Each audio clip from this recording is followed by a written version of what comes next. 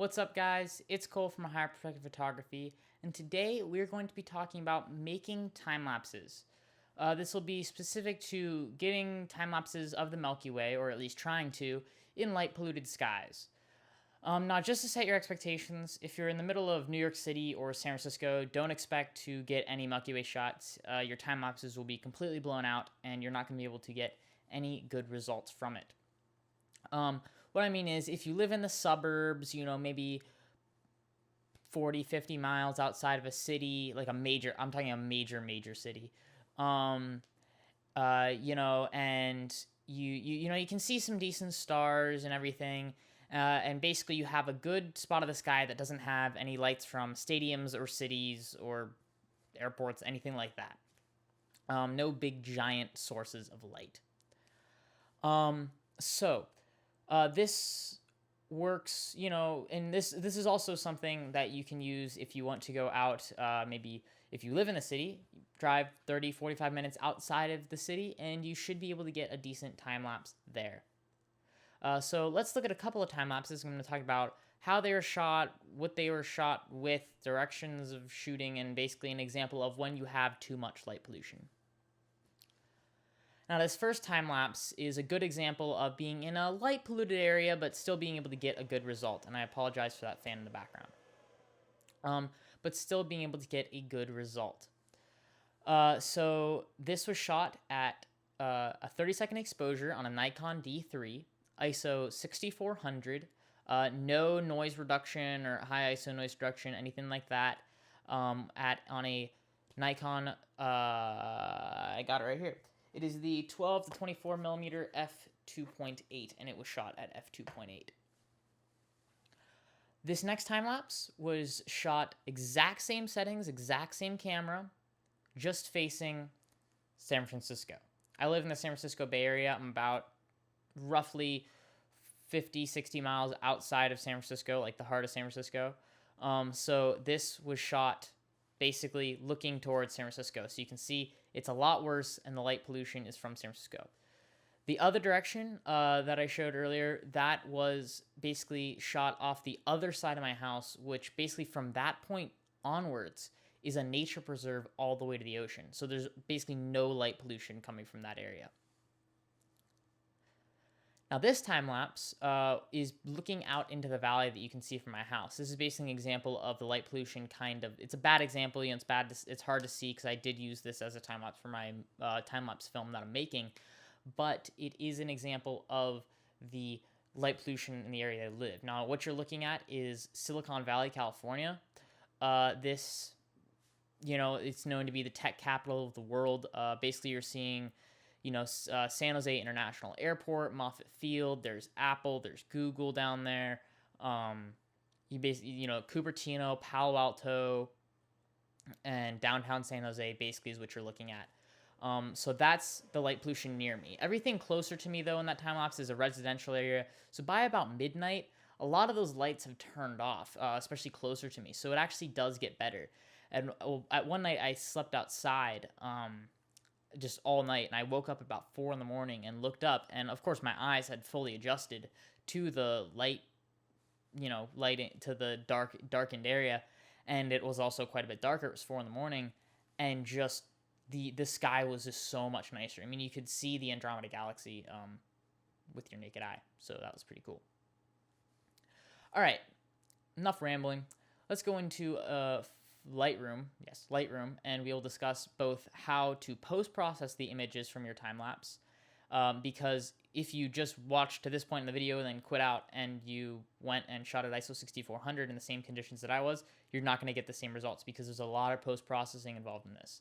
So we'll go into Lightroom, we will look at the post-processing, and we'll look at how to make a time-lapse in Lightroom without any special software or anything. Well, there's a plugin, but without special software. Alright guys, so after a number of blue screens because ScreenFlow kept messing up, I finally managed to get into Lightroom and start recording. I just ended up using QuickTime Player instead, but I do like ScreenFlow a lot, but for some reason, of course, it doesn't want to work today. So yes, this is it. This is one of the time lapses. This is the good time lapse, and I will show you There's some photos in there, but this is one of the end results of the time lapse. This is just one of the raw photos. You can see the Milky Way up in there and everything. And obviously, since this is a 30-second exposure, it does show you how fast the stars move. You do see the streaks. But once you zoom out, obviously, you don't see it. Now, if we go into develop, I will reset this photo. Come on, computer. Don't die on me. It's having a lot of trouble because it's writing the audio from Audition, and it's writing the screen flow and working on this at the same time. So here are the settings, as you can see, but let's reset really quick and see what this is. The raw file from the camera. How are we going to make this look good? Now, this used a method of exposure called expose to the right. Now, if I remember correctly, it was even more exposed than this, but essentially, if you're in a lot more light pollution, it'll be brighter. But these three, the RGB channels, these three of them, will be all the way to the right side. In this case, because of the lack of light pollution, it's more in the middle. But the first thing we're going to do is we're going to take our exposure and we're going to pull it back till it's basically just to the side of the histogram, like right there. I'd say it would be good. Obviously, we can adjust later. Now what we're going to do is we're going to take our vibrance and saturation and boost them all the way up and set our white balance. And the way that we're going to set our white balance is we're going to try and get the most color almost in the sky. So you want a good mixture of blue and purples and everything. I like it right there. We can adjust later. We'll see that. So now we're going to pull these back to the center. So you see doesn't have that orange cast anymore. Now what we're going to do is we're going to go down to our curves, adjustment here, histogram or whatever you want to call it. And we're going to boost the lights all the way up and the darks all the way down. Put a big steep S-curve in there. Now this shows me that I can bring my exposure down just a tad. And there you go. That is basically how you do it. So, there's a number of other things you can do. You can add some contrast if you want, give it a little bit. You can do work on this to make it look a little better. It doesn't look exactly like some of my others like that. But it essentially is how you process it. And, it's going to be different every time that you do this. So that looks a little more like the other ones. It's going to look a little different every time. But in general, that's the processing technique. Now, let's go to a photo. Let's see, where is it? I think it's no, that's from a different day.